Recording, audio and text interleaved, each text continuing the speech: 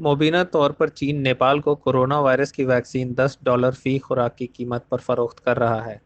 خبر رساں agency ANI نے اتوار کے روز اطلاع دی، چین نے کچھ علاقائی میڈیا اشاعتوں کی خریداری کی قیمت کے انکشاف کے بعد کاٹھمنڈو سے اپنی ناراضگی کا اظہار کیا۔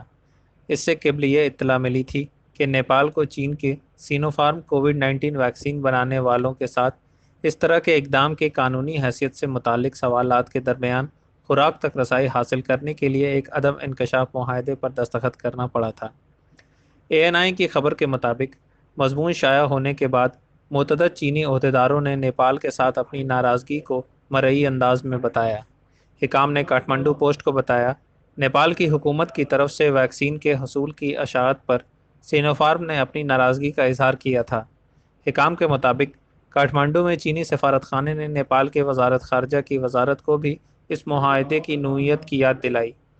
کاٹھمنڈو پوسٹ نے اپنی رپورٹ کی حمایت کرتے ہوئے 2 وزراء اور 2 سرکاری سیکریٹریوں کی تصدیق کے حوالے سے بتایا، جو کابینہ کے اجلاس میں موجود تھے، جہاں چین سے 40 لاکھ ویکسین خریدنے کا فیصلہ لیا گیا تھا۔